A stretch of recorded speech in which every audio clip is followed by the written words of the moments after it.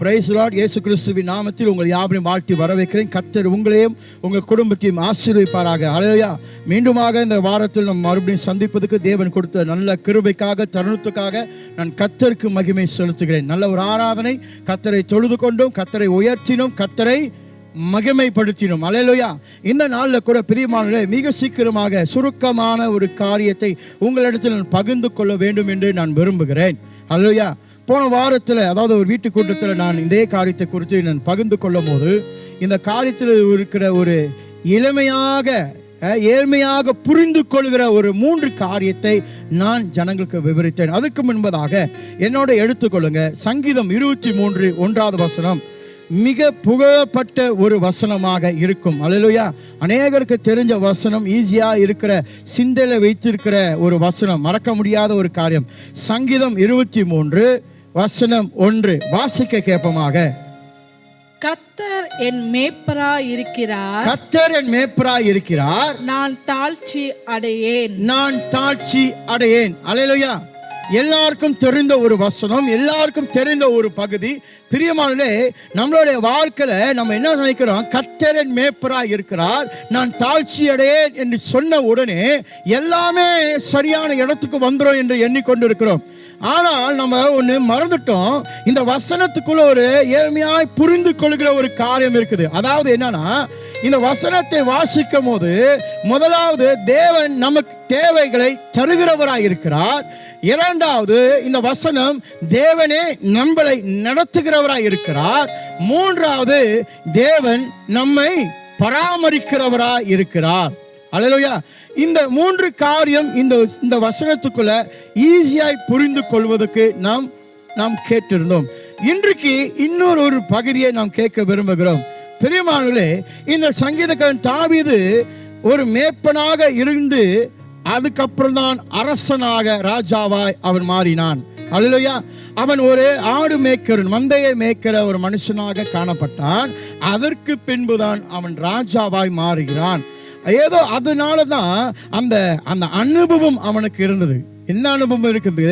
ஒரு ஆடு மேய்க்கிறவனுடைய அனுபவம் அவனுக்குள்ளாக ஆணித்தனமாக, உறுதியாக இருந்தபடியினால அவனுக்கு நன்றாய் தெரியும் மேய்ப்பனுடைய வழிநடத்தல் எப்படி இருக்கும் என்று. Because of his personal experience, he understood how a shepherd protects. அல்லேலூயா. ஏன்னா அவனும் மேய்ப்பனாய் இருந்தான். அவன் மேய்ப்பனாய் இருக்கும்போது தன் ஆடுகளை எப்படி பராமரிக்கிறது, தன் ஆடுகளை எப்படி நடத்துறது, தன் ஆடுகளை எப்படி பாதுகாக்கிற அந்த அனுபவம் அவனுக்குள் இருந்ததை அவன் இன்றைக்கு உள்ளத்திலிருந்து அவன் ஆண்டவரை பார்த்து சொல்லுகிறார். இன்னைக்கு என்னை மேய்க்கிறவர் என் கர்த்தராய் இருக்கிறதால் அவர் எனக்கு ஒரு நல்ல மேய்ப்பனாய் இருந்து என்னை கடைசி வரைக்கும் போஷித்து நடத்துகிறவர் என்று சொல்லுகிற காரியத்தை தான் கர்த்தர் என் மேய்ப்பராய் இருக்கிறார், நான் தாழ்ச்சி அடையேன். அல்லேலூயா.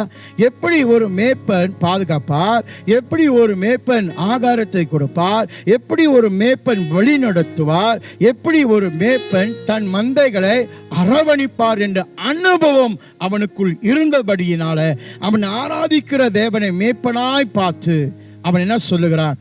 அவர் என் சிறந்த மேய்ப்பனாய் இருக்கிறார். அல்லேலூயா. ஒரு மனுஷனாய் இருக்கிற நான் என் மந்தைகளுக்கு இப்படியாய் கவனம் செலுத்தி பார்த்து, அல்லேலூயா, எல்லா காரியத்தையும் நான் பார்த்து நான் செய்யறேன்னு சொன்னா, மனுஷனாய் இருக்கிற நானே என்னுடைய ஆடுகளை இப்படி நான் பார்க்கிறேன்னா, நான் கர்த்தரா இருக்கிற என்னுடைய ஆண்டவர் என்னுடைய மேய்ப்பனாய் இருக்கும் போது, நான் அவருடைய மந்தையாய் இருக்கும் போது எனக்கு எவ்வளவு சிறந்ததை அவர் வைத்திருக்கிறார். அல்லேலூயா. அந்த மன உறுதி அவனுக்குள்ளாக இருக்குது. பிரியமானவர்களே, இன்றைக்கு நம்மளுடைய வாழ்க்கையில நம்ம என்ன நினைக்கிறோன்னா, மேய்ப்பன் ஆயிட்டா எல்லா வேலையும் செய்திடலாம், இந்த இடத்துல ஊழியக்காரன் ஆயிட்டாக்க நான் என்ன வேணாலும் பண்ணிடலாம். இல்லை, நீ என்ன வேணாலும் பண்ணுவதற்காக கர்த்தர் உன்னை அழைக்கல. இந்த சபையில உங்களை உட்கார வைத்திருக்கிறார், இந்த ஊழியத்தில் கர்த்தர் உங்களை உட்கார வைத்திருக்கிறார். நீ என்ன வேணாலும் பண்ணினாலும் இல்லை, என்ன வேணாலும் பண்ணுவதற்கு கர்த்தர் உன்னை அழைப்பு கொடுத்து உன்னை உட்கார வைக்கல. என்ன பண்ண வேண்டுமோ அதை பண்ணுவதற்கு கர்த்தர் உன்னை அழைத்திருக்கிறார். அல்லேலூயா. எதை கொடுக்க வேண்டும், எப்படி பராமரிக்க வேண்டும் பாருங்க. இந்த தாவீதுக்கு அந்த அனுபவம் இருந்தது. என்ன அனுபவம் இருந்தது? வேலை செய்த அனுபவம் இருந்தது. அனுபவம் இல்லாமல் நீங்கள் எப்படி ஒரு காரியத்தை நீங்க என்ன பண்ண முடியும்? உணர முடியும். தேவன் அனுபவத்தை கொடுக்கிறார், தேவன் அரவணைப்பை கொடுக்கிறார். எப்படி அவங்களால சொல்ல முடியும்? தேவன் என்னை பாதுகாக்கிற எப்படி சொல்ல, உனக்கு அனுபவமே இல்லை. பாதுகாப்புனா என்னன்னு சொல்ற அனுபவமும் இல்லை, பராமரிக்கிற அனுபவம் உனக்கு இல்லை. ஹல்லேலூயா. அன்பு செலுத்துகிற அனுபவம் உனக்கு இல்லை. அப்ப தேவன் எனக்கு அதை திரும்ப செய்கிறார் என்று சொல்லுகிற காரியம் எப்படி சாத்தியமாகும்? ஹல்லேலூயா. பிரியமானவர்களே, the Lord is my shepherd அப்படின்னு தாவீது சொல்லுகிறார். அவர் சொந்த தனிப்பட்ட என்ன சொல்லுவாங்க, எக்ஸ்பீரியன்ஸ், அனுபவத்தில் அவர் இந்த காரியத்தை சொல்லுகிறார். ஹல்லேலூயா. அவர் அந்த அனுபவத்தை பெற்றுக் கொண்டிருக்கிறார், அந்த அனுபவத்துக்குள் வாழ்ந்திருக்கிறார். பிரியமானவர்களே, அதனால் மந்தைகளை எப்படி பார்க்கணும், பராமரிக்கணும், பாதுகாக்கணும், சாப்பாடு கொடுக்கணும், நடத்தணும், இதெல்லாம் அவர் எல்லாம் அத்துபடியாய் பழகி ஊறி போனது. அந்த அனுபவத்தை இன்றைக்கு கர்த்தரை ஒப்பிட்டு வச்சு சொல்றாரு, கர்த்தரும் என் மேய்ப்பராய் இருக்கிறார். நான் என் ஆடை எவ்வளவு நல்லா பார்த்துக்கிறேன், நான் அவருடைய ஆடு அல்லவா, இந்த ஆடை அவர் இன்னும் எவ்வளவு நல்லா பார்த்துக்குவார். ஹல்லேலூயா. மனிதனாய் இருக்கிற நான் என் ஆடுகளுக்கு சிறந்ததை கொடுக்கணும்னு சிந்திக்கிறேனே, நான் அவருடைய மந்தையாய் இருக்கும் போது அவர் எனக்கு எவ்வளவு சிறந்ததை வைத்திருக்கிறார். ஹல்லேலூயா. அந்த அனுபவம் மூலமாக அவன் தேவனிடத்தில் என்ன சொல்லுகிறான், the Lord is my shepherd. Hallelujah. he is speaking from his deep personal experience. ஹல்லேலூயா. அந்த அனுபவம் யாருக்கும் இல்லாத ஒரு அனுபவம். கர்த்தரின் மேய்ப்பராய் இருக்கிறார், நான் தாழ்ச்சி அடைகிறேன். ஹல்லேலூயா. ஆனா இதெல்லாம் சொல்லும் போது நம்மளுக்கு என்ன நினைக்கிறோம், wow wow. Hallelujah. everybody say wow. yes, wow. the word show wow, wonderness. yes, but do you know what is the situation of David when he is speaking on this? இதை குறித்து அவர் பேசும்போது அவருடைய நிலை எப்படியாக இருந்ததுன்னு யாராவது கேட்டிருக்கோமா சொல்லி? ஹல்லேலூயா. இன்னைக்கு அந்த காரியத்தை குறித்து உங்கள்கிட்ட நான் விவரிக்க விரும்புகிறேன். பிரியமானவரே, கர்த்தரின் மேய்ப்பராய் இருக்கிறார், நான் தாழ்ச்சி அடையேன். ஹல்லேலூயா. கர்த்தரின் மேய்ப்பராய் இருக்கிறார், நான் தாழ்ச்சி அடையேன் அப்படின்னு இந்த தாவீது சொல்லுகிறான். அப்படி சொன்னா அந்த சொல்லுகிறதுக்கு முன்பதாக இருக்கிற நிலையும் சொல்லி கொண்டிருக்கிற நிலையும் அவனுடைய நிலை என்ன என்று நாம் பார்க்க போகிறோம். முதலாவது பிரியமானவரே, தாவீது வாழ்க்கையில அநேக சவால்கள் இருந்தது. a lot of challenges in his life. ஹல்லேலூயா. எந்த காரியமும் சரி, ஹல்லேலூயா, எந்த வேலையா இருந்தாலும் சரி, எந்த ஒரு ஒரு ஒரு ஒரு ஒரு கொடுத்த வேலை செய்யறாலும் சரி, குடும்பத்திலும் சரி, உறவிலும் சரி, சரியான சவால் நிறைந்த ஒரு மனுஷன். நம்மளுடைய வாழ்க்கையில் இன்னைக்கு சவால் வந்துட்டா போதும், நாம் முடுங்கி போய் கடந்து நம்ம என்ன செய்கிறோம், நம்ம ஆண்டவர்கிட்ட சொல்றோம், முடிஞ்சு ஆண்டவரே, இனி என் வாழ்க்கையில் எல்லாம் முடிந்து விட்டது, நான் இப்படி தான் வாழ போறேன் அப்படி ஒரு தீர்மானத்தில் சில பேர் உட்காந்துருவாங்க. ஆனால் தாவீது பாருங்க, இந்த மாதிரி ஒரு சவால் நிறைந்த வாழ்க்கையில கூட அவனால் என்ன சொல்ல முடியுது, கர்த்தரின் மேய்ப்பராய் இருக்கிறார், நான் தாழ்ச்சியடைன். காரணம் ஏன் தெரியுமா, என் ஆடுகளுக்கு நான் தேவைப்பட்ட நேரத்தில் என்னென்ன கொடுக்கணுமோ, எப்படி பாதுகாக்கணுமோ ஒரு மனுஷனாய் இருந்து நான் கொடுக்கிறேன்ல. அப்ப என்னை படைத்தவர் என் ஆண்டவர், நான் அவருடைய ஆடுகளாய் இருக்கிற போது என் சவால்கள் என்ன என்று அவர் நன்றாய் அறிந்து அந்த சவால்களை மேற்கொள்வதற்கு அவர் என்னை அரவணைப்பார், அவர் என்னை நடத்துவார், அவர் என்னை போஷிப்பார், அவர் என்னை பாதுகாப்பார். அல்லேலூயா. அப்ப என்ன இதில் நம்ம பார்க்கணும்னு சொன்னா, என் நிலை எனக்கு அது பெரிதல்ல, என் நிலையை என்ன சொல்லுவாங்க, ஒரு உறுதி செய்கிற ஆண்டவர் தான் பெரிதா இருக்குது. அல்லேலூயா. என் சிறையிருப்பை மாற்றி ஒருவர் இருக்கிறார், என் நம்பிக்கையை நான் அங்க வைக்கிறேன்.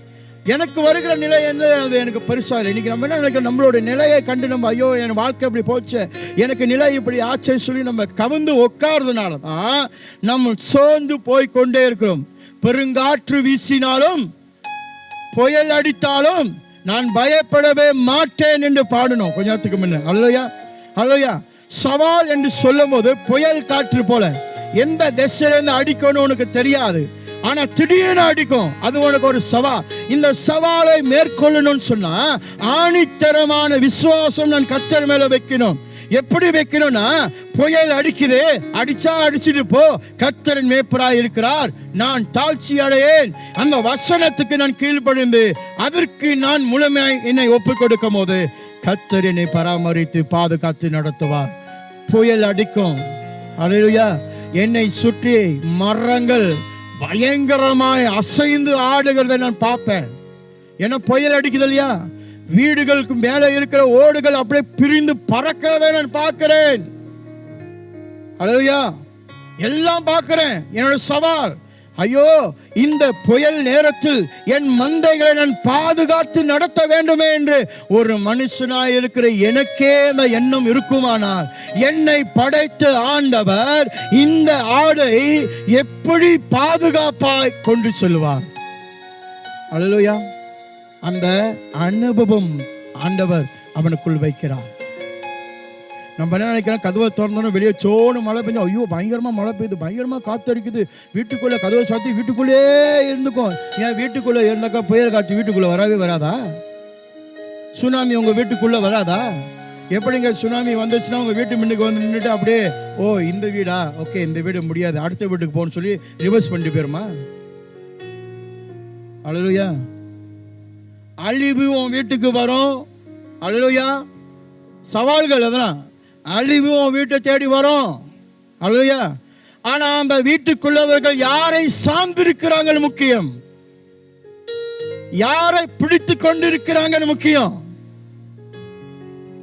வீடு ஓடு செவரு எல்லாம் இடிஞ்சு போட்டோம், உனக்கு ஜீவனை கொடுத்தவர் கர்த்தரின் மேய்ப்பராய் இருக்கிறார், நான் தாழ்ச்சி அடையேன் என்று சொல்லுகிற அந்த தேவன் உனக்கு ஜீவனை கொடுத்திருக்கிறார். கொடுத்தவர் அதை பராமரிக்கிறவருமாய் இருக்கிறார். பராமரிக்கிறவர் அதை பாதுகாக்கிறவராகவும் இருக்கிறார். பாதுகாக்கிறவர் உன்னை வழி நடத்துகிறவராகவும் இருக்கிறார். ஹல்லேலூயா. அப்பனா இந்த மாதிரி ஒரு சவால் வந்துருச்சு அப்படின்னு சொன்னா நம்ம என்ன பண்ணிடுறோம்? முதலாவது ஆண்டரை தேடுறோமோ இல்லையோ, ஆலோசனை தேடி உலகத்தில் அலைகிறோம். என்ன செஞ்சா ஓகே, எப்படி நம்ம இதை மேற்கொள்ளலாம்? You are seeking wisdom in this world from the people who do not have the wisdom. ஹல்லேலூயா. ஜனங்கள்ட்ட நீங்க ஆலோசனை கேட்டு என்ன செய்ய பார்க்குறீங்க? உங்க சவால்களை மேற்கொள்ளலான்னு நினைக்கிறீங்க, முடியவே முடியாது. அந்த அன்னைக்கு நீ மேற்கொண்டுட்டே நீ நினைக்கிற, நீ ஜெயிச்சுட்டேன்னு நினைக்கிற, அந்த நிமிஷத்துக்கு சொன்னாருங்க அந்த மாதிரி செஞ்சேன் ஓகே, அந்த நேரத்துக்கு அது கரெக்டா இருக்கும், தவிர வாழ்நாள் முழுவதும் அது கரெக்டா ஆகாது. அல்லேலூயா. உன் வாழ்வாள் முழுவதும் அது சரியா அமைய வேண்டும் என்றால் கர்த்தரின் மேய்ப்பராய் இருக்கிறார், நான் தாழ்ச்சி அடைகிறேன் என்று அந்த தேவனிடத்தில் சார்ந்திருக்கும் போதுதான் முழுமையான காரியம், முழுமையான விடுதலை. அல்லேலூயா. உன்னுடைய சவாலுக்கு ஒவ்வொன்றுக்கும் பதிலும், உன்னுடைய சவாலுக்கு ஒவ்வொன்றுக்கும் வாசல் கதவுகளையும், உன்னுடைய சவாலுக்கு ஒவ்வொன்றுக்கும் பாதைகளையும் கர்த்தர் உறுதி செய்வார். அல்லேலூயா. அது முதலாவது காரியம். இரண்டாவது, இந்த தாவீதோட நிலை எப்படியாக இருந்துச்சுன்னா, அவன் அநேக நேரத்தில் அவன் என்ன சொல்லுவாங்க, பாதுகாப்பு இல்லாத ஒரு நிலையிலே வாழ்ந்தான். அல்லேலூயா. அல்லேலூயா. ஆபத்து நிறைந்த, தன் சத்துருக்கள் மூலமாய் ஆபத்து, டேஞ்சர்ஸ் ஃப்ரம் ஹிஸ் எனிமீஸ். அல்லேலூயா. நிறைய ஆபத்தும் அவனுடைய வாழ்க்கையில் இருந்தது, நிறைய சத்துருவும் அவன் வாழ்க்கையில். பாருங்க, ஆடு மேய்க்கிறவனுடைய வாழ்க்கையில் என்னங்க அப்படி டேஞ்சர் வரப்போகுது? கரடி வந்துடும், புலி வந்துடும். இப்போ அந்த ஆடை பராமரிக்கணும். அல்லேலூயா. அந்த ஆடை வந்து பாதுகாக்கணும். அப்ப இவன் என்ன செய்யணும்? முன்னுக்கு போய் நின்று, புலி வந்தா புலியை விரட்டுறதுக்கு இவன் வந்து முன்னுக்கு போய் நிற்கணும். இவன் போய் முன்னுக்கு போய் நின்றானா ஆபத்து யாருக்கு? ஆடுக்கா இவனுக்கா? இவனுக்கு தான் முதல் அந்த ஆபத்து. அல்லேலூயா. அந்த ஆபத்தை மேற்கொள்வதற்கு முன்னுக்கு போய் நிற்கிறான். அப்ப அவனுடைய வாழ்க்கையில் பல நேரத்தில் ஆபத்து நிறைந்ததாக இருக்குது. ஒன்று ஆபத்து, இரண்டாவது இந்த கூட இந்த குழி பறிப்பாங்களே அந்த கூட்டம்லாம் இருக்கும் கண்டிப்பா, சரிங்களா? அதெல்லாம் இருக்கும். நம்மளை எதிர்த்து நிற்கிறவனும் இருப்பான், நம்ம கூட இருக்கிறவன் நம்ம எதிர்த்து நிற்கிறவனும் இருப்பான். என்ன வசனம் சொல்லுது? உன் சத்துரு யாரு? உன் வீட்டாரு. அல்லேலூயா. நீ எதிரியை போய் வெளியே தேட தேவையில்லை, எதிரி உன் வீட்டிலே உன் கூடயே இருப்பான், அவன் உனக்கு எதிரியா நிற்பான். அப்ப இந்த மனுஷனுடைய வாழ்க்கையில ஆபத்தும் இருக்குது, அநீதியான காரியமும் இருக்குது.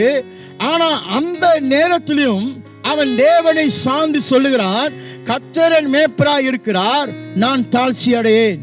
ஏன் அதை சொல்றானா, எப்படியாப்பட்ட ஒரு ஆபத்து வந்தாலும் நான் எப்படி என் மந்தைகளுக்காக பாதுகாப்பு கொடுக்கிறதுக்கு முன்னுக்கு போய் நிற்கிறனோ, மந்தையாய் இருக்கிற நான், என் கர்த்தர் எனக்கு முன்பதாய் யுத்தம் செய்வார். எனக்கு அந்த நம்பிக்கை இருக்கு, என்னை விட்டுற மாட்டார். அல்லேலூயா. ஒருவேளை நான் மேய்க்கிற ஆடை நான் கை விட்டுட்டேன்னா நான் கர்த்தரை விட்டுட்டேன்னு நான் சொல்லலாம். நான் மேய்க்கிற ஆடை நானே கைவிடல, நான் பாதுகாப்பாக வச்சுக்கிறேன், என் அரவணைப்புக்குள்ளே வச்சுக்கிறேன். யாரும் வந்து திருடிட கூடாதுன்னு சொல்லி நான் பாதுகாக்கிறேன். பார்த்தீங்களா? என் சத்துருக்கு யாரும் வந்து என் திருடிடக்கூடாது. மனுஷனாக இருந்த நான் இந்த ஆடுகளை நான் இப்படி கவனிக்கிறேன் அப்படி சொன்னா, என் கர்த்தரோ என்னை எப்படியாக வைத்திருப்பார், என் கர்த்தரோ என்னை எப்படியாய் நடத்துவார். அல்லேலூயா. அதனாலதான் அவன் சொன்னான், கர்த்தர் என் மேய்ப்பராய். மேய்ப்பர் என்ற காரியத்தை அவன் ஒப்பிட்டு பேசுகிறது காரணம் அதுதான். பிரியமானவர்களே, அவனுடைய நிலையை கண்டு அவன் பேசல. அவன் மேய்ப்பரோட நிலை எப்படி இருக்குமோ அதுக்கு மேலே என் கர்த்தர் இருப்பார் என்ற எண்ணத்தோடு அவன் பேசுகிறான். நம்மளுடைய வாழ்க்கையில இப்படியாப்பட்ட ஒரு நிலை வரும்போது, சவால் நிறைந்த போது நம்ம ஓடி போயிடுறோம். கொஞ்சம் பேர் ஆபத்து வந்தா கைவிட்டுட்டு ஓடி போயிடுறோம். கொஞ்சம் பேர் 10 பேரை கூட்டணி சேர்ந்துட்டு எழுத்து வந்தாக்கா ஓடி போயிடுவோம். அதுக்காக கேங் ஃபைட் பண்ணி கத்தரை கூட்டி சொன்னாரு, நாங்க போய் சண்டை போட போறோம் அப்படிலாம் சொல்லல. அல்லையா? உன்னுடைய யுத்தம் எங்க தரமா இருக்கணும்? உன்னுடைய முழங்கால இருக்கணும். உன்னுடைய யுத்தம் எங்க தரமா இருக்கணும்? உபவாசத்துல இருக்கணும். உன்னுடைய யுத்தம் எங்க தரமா இருக்கணும்? ஜெபத்துல இருக்கணும். உன்னுடைய யுத்தம் எங்க தரமா இருக்கணும்? கர்த்தருடைய சமூகத்தில் அமர்ந்திருந்து தேவனுடைய வார்த்தையை இரவும் பகலும் தியானிக்கும் போது இருக்கணும். அல்லையா? வெளியரங்கமா யுத்தம் செய்வது கர்த்தருடைய கூப்பிடல. இந்த மனுஷனுடைய நிலை வெளியரங்கமா இருக்கிற ஆபத்தையும் வெளியரங்கமா இருக்கிற அபாயங்களையும் அவன் இருக்கிறது. அந்த நிலையில கூட அவனால் என்ன சொல்ல முடியுது? கர்த்தர் மேய்ப்பராய் இருக்கிறார், நான் தாழ்ச்சி அடைகிறேன். அல்லேலூயா, அல்லேலூயா. அப்ப ஒரு முழு நம்பிக்கை இருக்குது அவனுக்கு, என் ஆண்டவர் என்னை எக்காலத்திலும் கைவிட மாட்டார். அல்லேலூயா. நான் எப்படி பிடிச்சுக்கிறனோ அவர் என்னை இன்னும் அதிகமா இறுக்கி பிடிச்சுக்குவார். அல்லேலூயா. அவனுடைய நம்பிக்கை அது. யார் வரட்டும், எவ்வளோ பேர் டேஞ்சர் வரட்டும், எவ்வளோ பெரிய சத்துரு வரட்டும், என் ஆடை வந்து தொற்றுவ நீ அப்படின்னு எனக்கு ஒரு கர்வம் இருக்குல்ல, தொற்றுவ எனக்கே இருக்குன்னா என்ன படைத்தவருக்கு சொல்றா பாப்பான்னு சொன்னா தொற்றுவ நீ. ஒரு மனுஷனா இருக்கிற உனக்கே இவ்வளவு இருக்குன்னா உன்னையும் என்னையும் படைத்த ஆண்டவருக்கு எவ்வளவு இருக்கும்? விட்டுருவாரா? தன் ஜனங்கள் அழிந்து போகிறதை கர்த்தர் கண்ணால பார்த்து அப்படியே விட்டுருவார் நினைக்கிறியா? ஆண்டவர் வழிகளை கொடுக்கிறவர், அவர் பராமரிக்கிறவர். மேய்ப்பன் என்று சொல்லும் போது மேய்ப்பன் எப்பவுமே தன் ஆடுகளுக்காக தன் ஜீவனை கொடுக்கிறவர். அல்லேலூயா. சங்கீதக்காரன் தாவீது அவனுடைய வாழ்க்கையை அவன் என்னல, புலி வரும்போது அந்த ஆடுகளை பராமரித்து பாதுகாக்கணும்னு எண்ணம் மட்டும்தான் அவனுக்கு இருந்துச்சு. முன்னுக்கு போய் நின்று என்ன செய்வாரு? புலியோட சண்டை போடுவார். முடியுமா? சாத்தியம் இல்லதான், சாத்தியம் இல்லை. பட் அவருக்கு உள்ள ரெஸ்பான்சிபிள் என்ன? நான் ஒரு மேய்ப்பன், எனக்கு கொடுக்கப்பட்டதை நான் பாதுகாக்க வேண்டும், அது என்னோட பொறுப்பு. அல்லேலூயா. மனிதன் யாரு? தேவனால் மீட்கப்பட்டவர்கள். கர்த்தர் நம்ம மேல் ஒரு காரியத்தை வச்சிருக்கிறார். இது ஏன் பிள்ளை, இது ஏன் ஜனம், நான் பாதுகாப்பேன். இந்த பிள்ளைக்காக என் ஜீவனை நான் கொடுப்பேன். இந்த பிள்ளைக்காக எந்த லெவலுக்கும் நான் போவேன். அல்லேலூயா. சங்கீதக்காரன் சொல்றான், do not touch the anointed. அபிஷேகப்பட்டவனை தொடாத. இன்னைக்கு இதெல்லாம் பேசணும்னாக்கா நம்ம சொல்லுவோம், ஒரு இதா பேசுறாரு, இதா பேசுறாரு, அதா பேசுறாரு. அதுக்கு எழுதப்பட்டதுன்னு நாங்கள் சொல்றோம். Do not touch the anointed. அனாயிண்டட்னாக்க 10 பேர் கையை வச்சு ஜபம் பண்ணோன்னு தொப்புன்னு கீழே விடுறாங்க, அதுக்கு பேர் அனாயிண்டட் இல்லை. இன்னைக்கு உலக பிரகாரமாக இருக்கிற காரியம் தான். 10 பேர் லொம்முன்னு கீழே விழுந்துட்டாக்க அது அபிஷேகப்பட்ட ஆராதனை இல்லைங்க. Anointed means your anointing can change people life. அல்லேலூயா. உன் மேல் போடப்பட்ட அபிஷேகம் இன்னொருத்தருடைய வாழ்க்கையை மாற்றக்கூடியதாக இருக்கும். அதான் அபிஷேகம். அல்லேலூயா. அதுக்கு நீயா இருக்க வேண்டும். ஏன் நீயா இருக்க வேணும்னு சொல்றேன்னா, நீயா இருக்கும் போது தான் உன்னுடைய குறைவு என்னன்னு உனக்கு தெரியும். அப்பதான் நீங்க மாறுவீங்க. அப்பதான் நீங்க ஆண்டவர்கிட்ட கேட்பீங்க, நான் அதான் பண்ணியிருக்கேன், நான் மாறணும்னு சொல்லி கேட்பீங்க. நீங்களா இல்லாமல் செயல்படுத்தணும்னு நினைச்சீங்கன்னாக்க தலைக்கிருவம் பிடிச்சி ஆடுவோம், நான் தான் எல்லாம், எனக்கு எல்லாம் தெரியும் அப்படின்னு. நீ மாற மாட்ட, நீ மாற்றவும் மாட்ட, யார் சொன்னாலும் கேட்க மாட்ட. அந்த மண்டக்கிருவம் சொல்லுவாங்களே, அதை அப்படியே ஃபாலோ பண்ண ஆரம்பிச்சோம். ஸோ எந்த டேஞ்சர் வந்தாலும் நீ மேற்கொள்ளலான்னு நினைக்கும் போது அந்த டேஞ்சர் உன்னை சூழும் போது நீ கீழே உடைந்து போய் உட்காந்துருவ. உன்னால் அதை மேற்கொள்ள முடியாது. பிரியமானவர்களே, கர்த்தரின் மேய்ப்பராய் இருக்கிறார், நான் தாழ்ச்சி அடையேன். அல்லேலூயா. எல்லா நேரத்திலும் கர்த்தர் தான் முன்னுக்கு இருக்கிறார் என்று அறிக்கை செய்கிறவனாக இருக்க வேண்டும். அல்லேலூயா, அல்லேலூயா. இங்க தாவீது கர்த்தரின் மேய்ப்பராய் இருக்கிறார் சொல்றதுக்கு பதிலாக புலி வந்த உடனே அவன் கையில ஈட்டியோ இல்லை ஏதாவது ஒரு காலத்தை எடுத்துக்கொண்டு போய் யுத்தம் செய்துக்கு அவன் போய் நிற்கலாம். ஆமாவாளியா அதை தான் செஞ்சிருக்கணும், அதை தான் செய்வார். பட் அதெல்லாம் காட்டிலும் அவர் உள்ளத்திலேருந்து ஒரு காரியத்தை அறிக்கை செய்கிறார். நான் ஆராதிக்கிற தேவன் என்னுடைய மேய்ப்பர், என்னுடைய மேய்ப்பர் என்னை பாதுகாப்பார். அல்லேலூயா. கர்த்தர் நினைச்சா என்ன வேணாலும் செய்வார், என்ன வேணாலும் கொடுப்பார் என்று ஆணித்தரமான ஒரு நம்பிக்கையும் விசுவாசமும் இந்த தாவீதுக்குள் இருந்தது. மூன்றாவது காரியம், இந்த தாவீதுடைய நிலை எப்படி இருந்ததுன்னா, பல வருடமாக வனாந்தரத்தில் ஓடி போய் ஒளிந்தவனாக காணப்படுகிறது. ஆய்வுகாலர், வேத ஆராய்ச்சி ஆய்வுகாலர் சொல்றாங்க, ஏறக்குரிய இந்த தாவீது 10-13 வருஷம் வனாந்தரத்தில் அவன் ஓடி ஒளிந்தான். காரணம், சவுல் என்ற ராஜாவுக்கு பயந்து போய் கொன்னுருவாங்க, அவர் என்னை கொன்னுருவாருன்னு சொல்லி பயந்துக்கிட்டே ஓடி போயிட்டான். அல்லையா? அப்போ 10-13 வருஷம் ஆய்வாளர் சொல்கிறாங்க, வேத ஆராய்ச்சி ஆய்வுகாலர் சொல்கிறாங்க, ஏறக்குரிய 10-13 வருஷம் இவன் ஓடிக்கொண்டு என்ன செய்கிறான், தன் ஜீவனை பாதுகாக்க ஓடுறான். பாருங்க, இப்படியாப்பட்ட நிலையில இருந்த ஒரு மனுஷன் சொல்றான், கர்த்தரின் மேய்ப்பராய் இருக்கிறார், நான் தாழ்ச்சி அடையேன். அல்லேலூயா. முன்னுக்கு 2 சூழ்நிலை சொன்னேன். அந்த 2 சூழ்நிலை ஓகே, ரைட்டு, அதை ஏற்றுக்கொள்ளலாம், அதை எப்படி வேணாலும் நீங்கள் பார்க்கலாம்.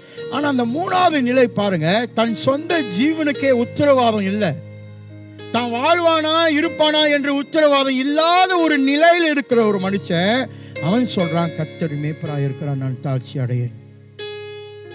ஏன்னா ஒரு மேய்ப்பர் ஒரு ஆடு கூட செத்து போயிடாதபடிக்கு பராமரித்து பாதுகாக்கிறவர். அல்லேலூயா. ஆடு மேய்க்கிறவருக்கு தெரியும் எது அவருடைய ஆடு என்று. அதுதான் ஆண்டவர் வேதத்தை சொல்றார், என் ஆடுகள் என் சத்தத்தை அறியும், நானும் அவர்களை அறிகிறேன். அல்லேலூயா. அப்படின்னா இந்த பிராணத்துக்காக ஓடுகிற இந்த மனுஷனுடைய நிலையை பாருங்க. ஒரு இக்கட்டான நிலையில கூட அவன் கர்த்தரை விட்டு விலகாதபடிக்கு அறிக்கை செய்கிறான், கர்த்தரின் மேய்ப்பராய் இருக்கிறார், நான் தாழ்ச்சி அடைகிறேன். நம்முடைய வாழ்க்கையில் இக்கட்டான நிலை வந்தால் நம்ம தான் துண்டா காணும் துணியை காணணும்னு ஓடும். அல்லையா? ஓடி போயிடுவோம், நம்ம ஓடி போயிடுவோம். ஐயோ, இப்போ திடீர்னு ஒரு உலகம் போல ஒரு சட்டத்தை போட்டுட்டாங்க, யாரெல்லாம் கிறிஸ்தவர்கள் தொழுகை செய்கிறதோ காண்கிறீர்களோ அவர்களை உயிரோட கொண்டு விடுகள் அப்படின்னு சொன்னோன்னே பாதி காண போயிடும். பாதி காண போய் வீட்டில் கேட்டால் சொல்லுவோம், ஆண்டவர் நமக்கு ஞானத்தை கொடுத்தார். இவ்வளவு நாள் ஆண்டவர் உனக்கு ஞானம் கொடுக்கல, இந்த நேரத்தில் தான் ஆண்டவர் உனக்கு ஞானத்தை கொடுத்தார். ஏன் நீங்கள் தேவையில்லாமல் போய் அங்கே நின்று சாகுறீங்க? நம்ம அமைதியாக உட்காந்து ஜெபம் பண்ணி கர்த்தர் செய்வார். ஆமாயா, அமைதியாக உட்காந்து ஜெபம் பண்ணி கர்த்தர் செய்கிறார், உண்மைதான், இல்லைன்னு நான் சொல்லவே இல்லையே. ஆனால் சில நேரத்தில் பாருங்க, இந்த ஷாத்ராக் மேஷாக் அபிநேகோ, அல்லேலூயா, அந்த ராஜா ஒரு சிலையை வணங்கும்படிக்கு தேசத்துக்கு உத்தரவு போடுறாரு. அல்லேலூயா. அவங்களும் சரி பரவாயில்ல சொல்லிட்டார, இல்லைன்னா நம்மளை கொன்னுருவாங்களே அப்படின்னு சொல்லி பயந்துக்கிட்டு அவங்களும் என்ன செய்யலை, பணிந்து குனிந்து ஆராதனை செய்யலை. அவங்க எல்லாரும் பணிந்து குனிந்து உயிருக்கு பயந்துக்கிட்டு அவர் செய்த சிலையை வணங்க போகிறாங்க. அல்லேலூயா. ஆனால் இந்த 3 பேர் மட்டும் எந்திரிச்சு நிற்கிறாங்க. ராஜா டென்ஷன் ஆகி என்ன கேட்குறாரு, யார் அந்த 3 பேர்? நான் செய்த சிலையை வணங்குவதுக்கு உனக்கு என்ன பிரச்சனை? உன்னை கொன்னுருவேன் தெரியுமா அப்படின்னு சொன்னா கூட, நீ கொன்னாலும் சரி நீ கொல்லாட்டியும் சரி, நீ செய்த சிலையை நான் வணங்க மாட்டேன். ஓ, அப்போ வேற கடவுள் இருக்கிறா? ஆம், எங்கள் ஆண்டவரை மாற்றும் நாங்கள் தொழுகை செய்வோம். உன் ஆண்டவர் உன்னை காப்பாற்றுவாரா? எங்கள் ஆண்டவர் எங்களை காப்பாற்றாலும் சரி காப்பாற்றாட்டாலும் சரி, நீ செய்த சிலையை நாங்கள் வணங்க மாட்டோம். இப்போ நான் கேட்குறேன், இது முட்டாள்தனமா? உன் விசுவாசத்தை வெளிப்படுத்துவது ஒரு முட்டாள்தனமா? அதை நம்ம யோசிக்க மாட்டோம்ல.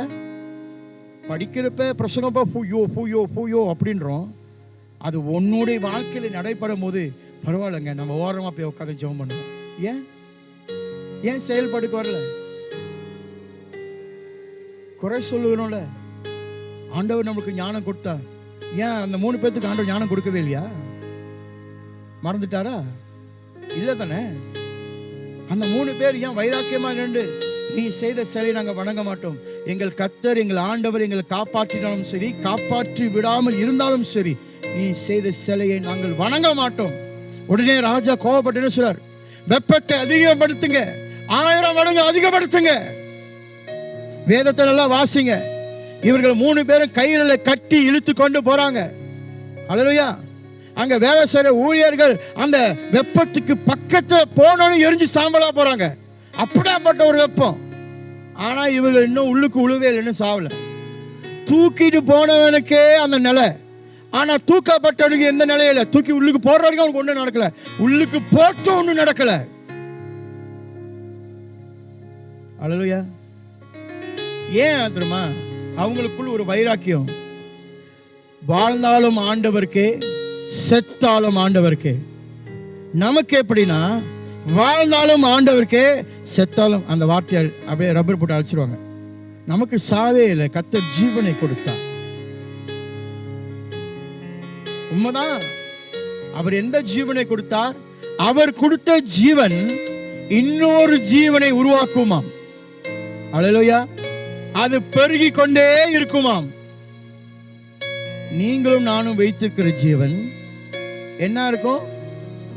பழகி பெருகுறதுல மட்டும்தான் இருக்கும், மற்ற எந்த ரீதியிலும் இருக்காது. பெருமானவர்களே, நம்பிக்கை, விசுவாசம் அசைக்கப்பட முடியாத ஒரு காரியம். கர்த்தர் மேல் எந்த மனுஷன் இருக்கிறானோ கர்த்தர் அவனை என்னைக்குமே கைவிட மாட்டார். அல்லேலூயா. ஒருபோதும் கர்த்தர் அவரை கைவிட மாட்டார். உன் நிலை அப்படியே கண்ணு கெட்டின தூரம் கடல் மட்டும்தான் தெரியுது. ஆமா, நீ சொல்ற ஆண்டவர்கிட்ட கடல், ஆண்டவரே கண்ணு கெட்டின தூரம் கடலாக தான் இருக்குது, பாதை இல்லை, ஒண்ணு ரைட்டு. ஆனா அந்த கடல் ஃபுல்லா தெரியுத, இது நான் எந்த பக்கத்து நான் போறது தெரியலையே. ரோட்ல போனாலும் சைன் போர்டு இருக்கும், இங்க வேலை அங்க வேலை, நீ எங்க போறிய அந்த இடத்துக்கு கரெக்டா கொண்டு போய் சேர்த்துரும். கடல் கண்ணு கட்டின தூரம் தண்ணி, நான் போய் சேர வர இடம் ஒண்ணு இருக்குது, ஆனா அது எப்படி போறதுன்னு தெரியலையே. சில புத்திசாலிகள் சொல்லுவாங்க, நீங்க என்ன இவ்வளவு முட்டாளா இருக்கிறீங்க, கப்பல் ஏறி போனா போய் சேர போறீங்க. ஏய், கப்பல் ஏறி போனா போய் சேருவேன்னு எனக்கு தெரியும். எந்த திசைக்கு நான் போக வேண்டும், எவ்வளவு தூரம் நான் பயணம் செய்ய வேண்டும், என் பயணத்தில் என்னென்ன ஆபத்து அபாயங்கள் இருக்கிறது, எத்தனை நாள் நான் பயணம் செய்ய வேண்டும்,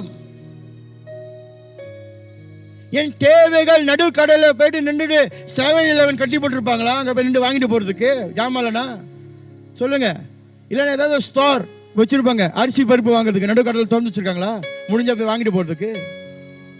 ஏறி போயிட்டு கண்ணுக்கு தேவை தூரத்தை பண்ணா அதுக்கப்புறம் சாப்பாடு ஒண்ணுமே உனக்கு இல்லை. எவ்வளவு காரியம் யோசிக்க வேண்டியது இருக்குது.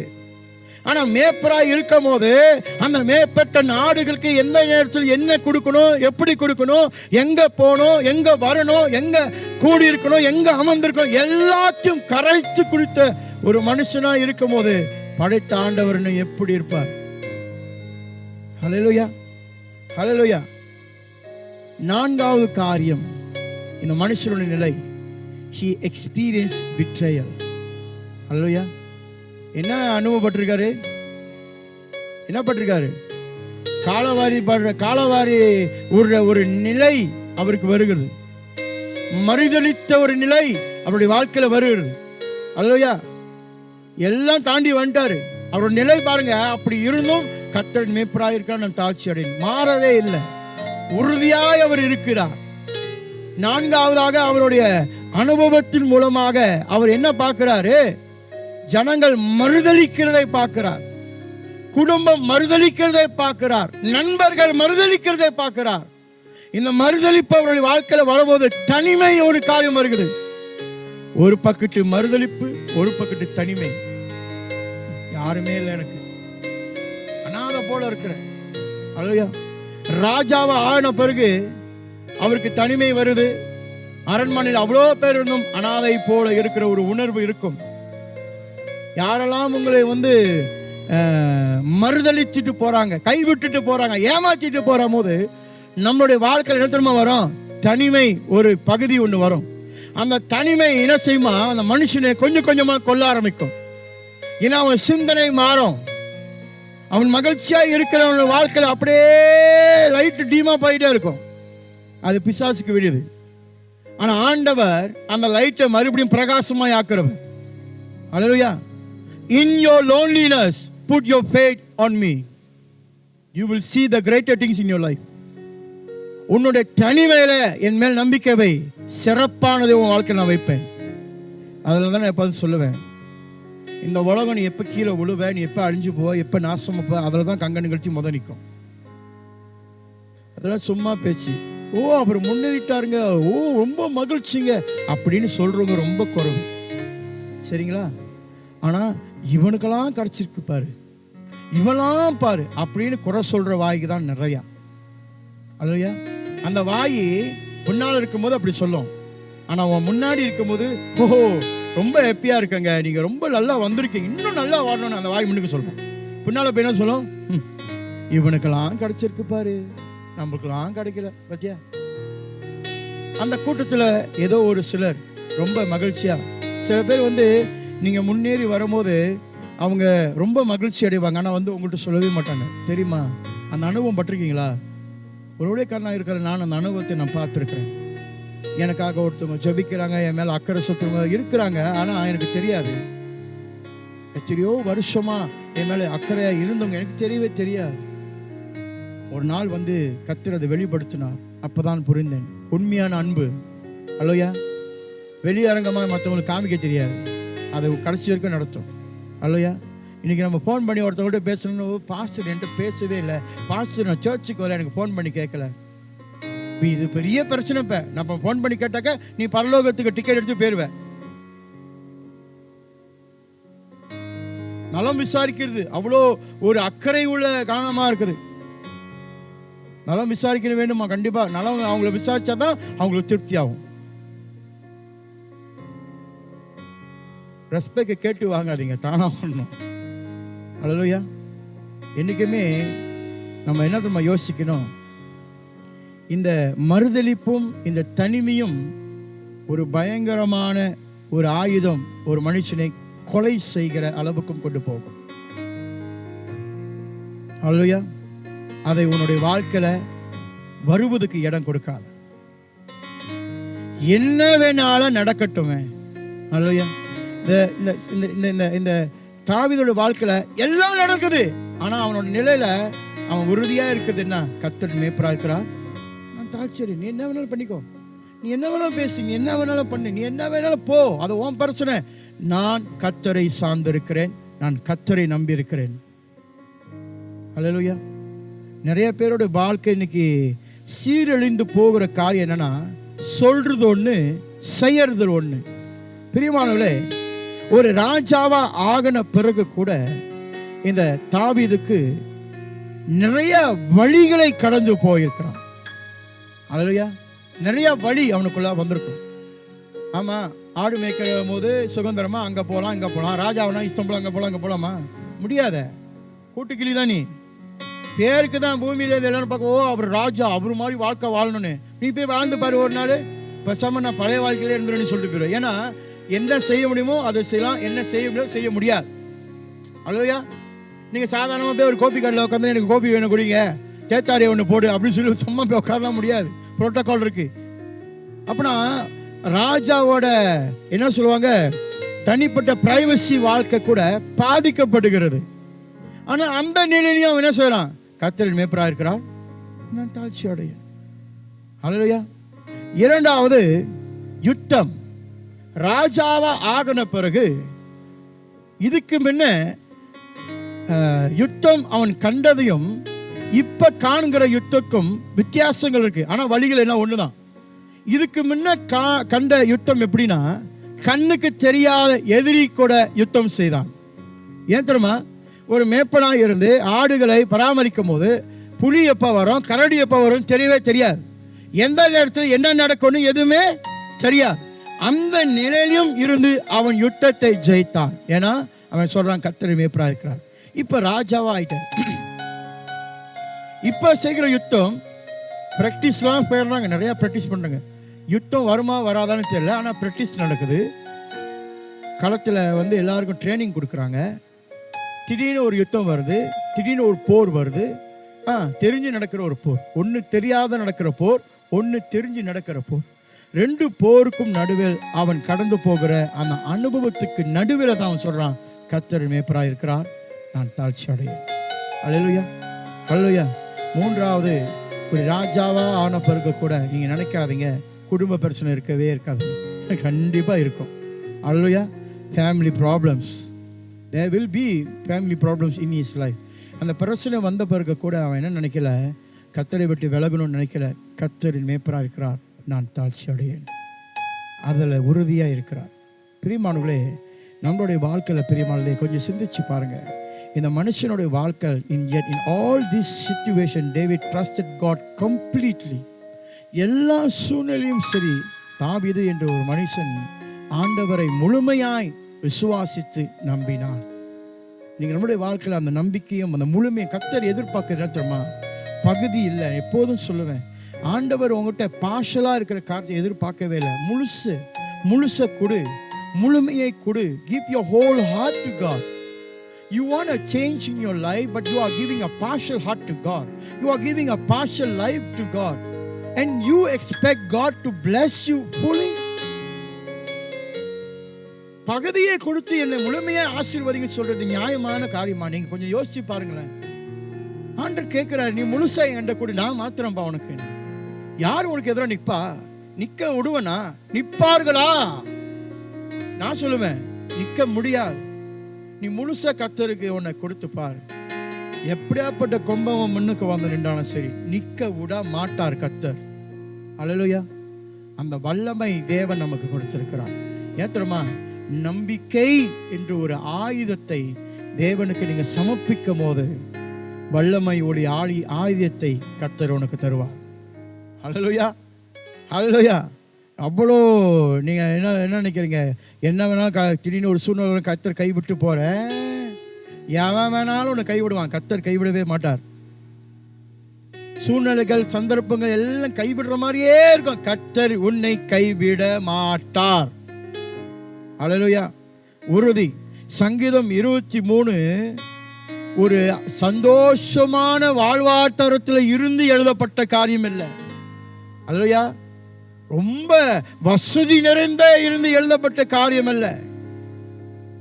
சங்கீதம் 23 எழுதப்பட்ட போது அந்த மனுஷனுடைய வாழ்க்கையில பல போராட்டம், பல ஆபத்து, பல நிந்தைகள் எல்லாம் நிறைந்து இருக்கிற மனுஷனுக்கு அங்க புறப்பட்டு வருது. அப்படின்னா ஏன் அதை அவர் எழுதுறாருன்னா, it is a testimony that even in valley God remained as his shepherd. அல்லேலூயா. அந்த பகுதி எப்படி பார்க்கறோம்னாக்க, சாட்சி கொடுக்கிற ஒரு காரியங்கள். அல்லேலூயா, அல்லேலூயா. பள்ளத்தாக்கில் அவர் நடந்து போகும்போது தேவன் மேல் பயன் இருந்து நிலையில்லாத நாட்களுக்குள்ளாக இருந்தாலும் கர்த்தர் என்னுடைய மேய்ப்பராய் இருந்து எல்லாத்தையும் சரி செய்வார். ஒரு நம்பிக்கை. அப்படின்னா அவர் சாட்சி கொடுக்கிறார். He is giving a testimony there. You don't see my situations. Don't judge me according to my situations. That situation can be changed. I have a God who can change the situations. என் நிலையை கண்டு என்னை எடை போடாத. அல்லேலூயா. எனக்கு நடக்கிற நிலையை கண்டு நீ என்னை எடை போடாத. அந்த நிலையை மாற்றுகிறவர் என்னோட இருக்கிறார், அவர் அதை திருப்பி போடுவார். அல்லேலூயா. என்னை உயர்த்துகிற ஒருத்தர் இருக்கிறார், அவர் என்னை நடத்துவார். பிரியமானவர்களே, இந்த நாளில் கூட உங்களை நான் உற்சாகப்படுத்துகிறேன். நம்மளுடைய முழு நம்பிக்கையும் முழு விசுவாசமும் தேவன் மேலே வைக்கும் போது சில நேரத்தில் நம்மளுடைய நிலை பார்த்தோம்னா எதிர்புதிராகவே இருக்கும். நீங்கள் நம்புவீங்க, ஆனால் உங்கள் நிலை நாளாக இன்னும் மோசமாக போயிட்டே இருக்கும். பேக்வேர்ட், பின்னால் போகும். அல்லேலூயா. எல்லாம் பின்னால் போகும்போது நீங்கள் என்ன யோசிப்பீங்கன்னா, நான் இவ்வளோ செஞ்சேன், நான் இவ்வளோ ஜெபிச்சேன், நான் இப்படி இருந்தேன்னு சொல்லி உங்களை நீங்களே வஞ்சித்து கொண்டுகிட்டே இருப்பீங்க. அதுக்கு இடம் கொடுக்காதீங்க. அல்லேலூயா.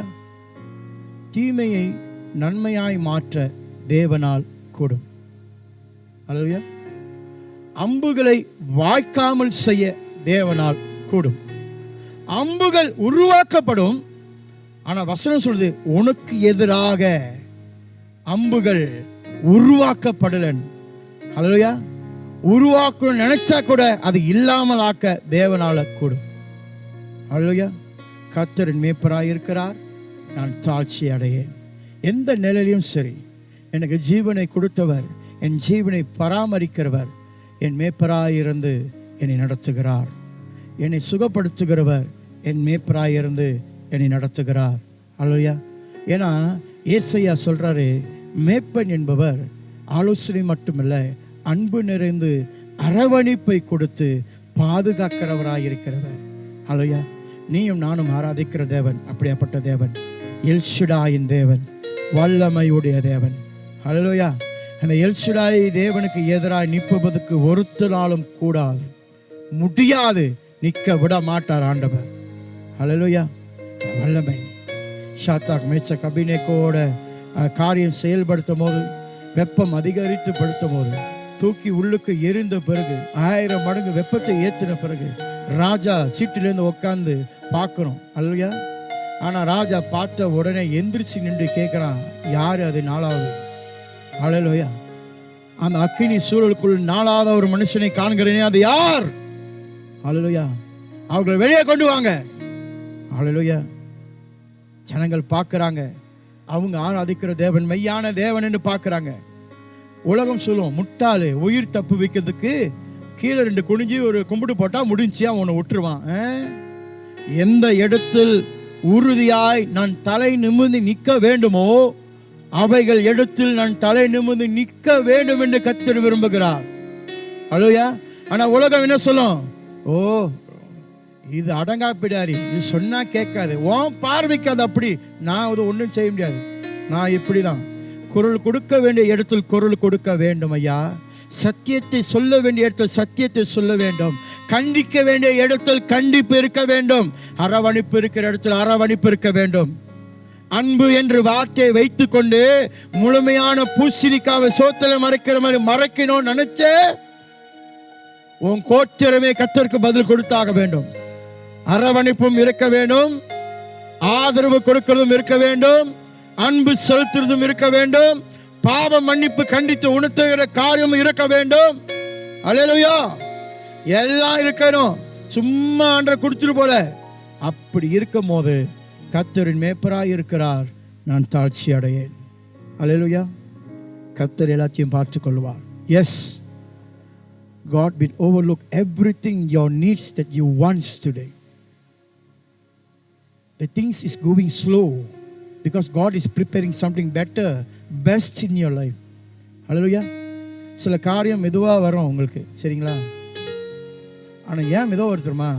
பெஸ்டா வரும். ஹல்லேலூயா. கண்கள் மூடி ஜெபம் செய்வோம். கிருபையும் பரிசுத்தம் நிறைந்த தேவனே உமக்கு நன்றி அப்பா. இந்த காலை பொழுதுல கர்த்தரின் மேய்ப்பராய் இருக்கிறான், நான் தாழ்ச்சி அடையேன் என்று இந்த சங்கீதக்காரனுடைய சூழ்நிலைகளை நாங்கள் கண்டோம். எங்களுடைய நிலையும் எங்கேயோ ஒரு இடத்தில் இதில் மாட்டிக்கொண்டு இருக்கிறது. நாங்கள் எப்போதுமே கர்த்தரின் மேய்ப்பராய் இருக்கிறார், நாங்கள் தாழ்ச்சி அடையேன் என்று சொல்லுகிற நம்பிக்கையும் விசுவாசமும் உறுதியும் எப்போதும் காணப்பட கர்த்தர் நடத்துங்க சொல்லி நாங்கள் ஜெபிக்கிறோம். எல்லா சூழ்நிலையும் கர்த்தர் எங்களை விடுதலையாக்க வல்லவராயிருக்கிறேன். துதியும் கனமும் மகிமையும் ஒருவருக்கே மறந்த இயேசுவின் நாமத்தில் கேட்கும் நல்ல பிதாவே, ஆமீன்.